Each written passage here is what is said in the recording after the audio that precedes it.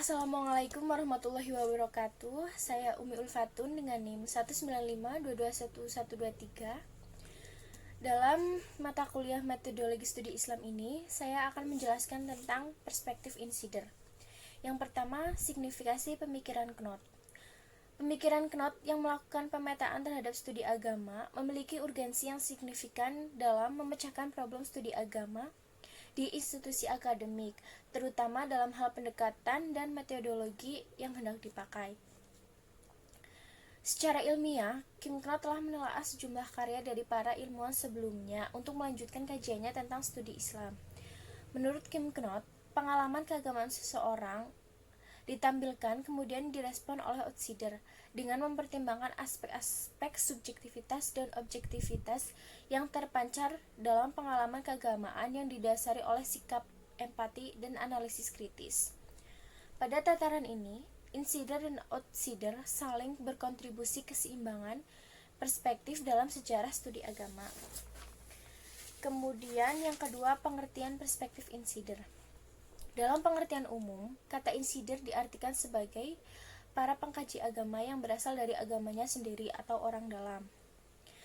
Dalam pandangan para sarjana dari kalangan muslim, dalam tradisi lama, kajian keislaman dalam perspektif insider lebih bersifat transmisi karena mereka melakukan kajian dan penelitian lebih banyak mengulang dari apa saja yang telah diajarkan oleh gurunya. Jika dibandingkan dengan sejarawan barat, tulisan dari kalangan insider menurut sebagian komentar kering akan analisis kritis dalam penyajian pembahasannya. Yang ketiga, studi Islam dalam perspektif insider.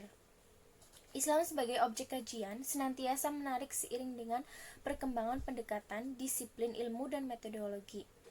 Ketertarikan para peneliti tampaknya lebih merupakan kedinamisan Islam dan masyarakatnya, dan karena banyaknya tantangan yang dihadapi oleh umat muslim dalam upaya mengaktualisasikan ajaran-ajarannya.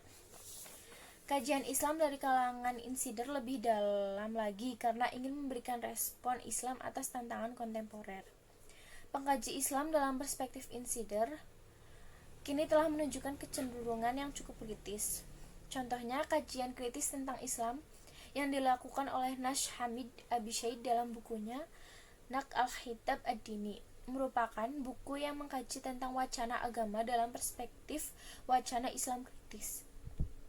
Buku ini menjelaskan bahwa pertentangan dalam wacana agama yang terjadi sekarang ini bukanlah sekadar pertentangan di seputar teks-teks agama ataupun interpretasi terhadapnya, melainkan pertentangan menyeluruh yang meliputi semua aspek kesejarahan, sosial, politik, dan ekonomi.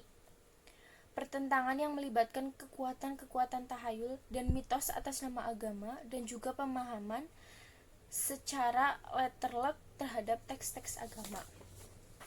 Yang keempat, mengkaji kelompok keagamaan dalam perspektif insider dan penelitian partisipan. 1. Partisipan murni atau pemeluk agama.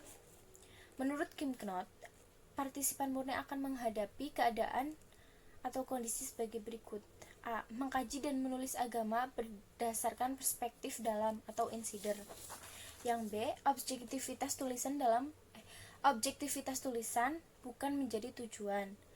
Yang C. Mengkritik agama juga bukan tujuan dari partisipan murni. Yang D. Para penulis tentang agama hanya untuk tambahan pengetahuan dalam insider. Pada kelompok insider atau partisipan murni, Knot mengemukakan contoh Fatimah Mernisi sebagai gambaran sosok partisipan murni atau pemeluk agama.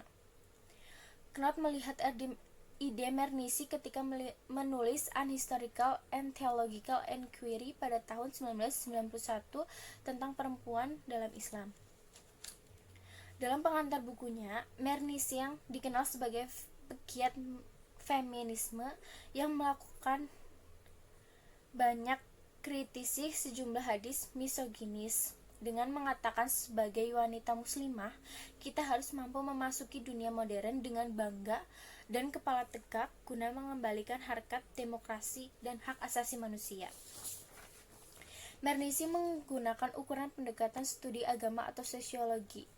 Ia hanya menggunakan pengalaman individual dengan bahasa agama Islam, khususnya masalah konsep jilbab untuk memahami kebudayaan Islam yang eksklusif dan menyoroti posisi wanita dalam lingkungan tradisi domestik. Yang kedua, partisipan sebagai peneliti merupakan cara pandang yang relatif baru. Menurut Kim Knott, partisipan sebagai peneliti akan menghadapi kondisi sebagai berikut. A. Pada umumnya, mereka mengadopsi sikap yang lebih kritis daripada meniru partisipan murni. Yang B. Mengadopsi cara-cara peneliti untuk mengkaji keagamaan di tengah-tengah komunitas agama mereka sendiri.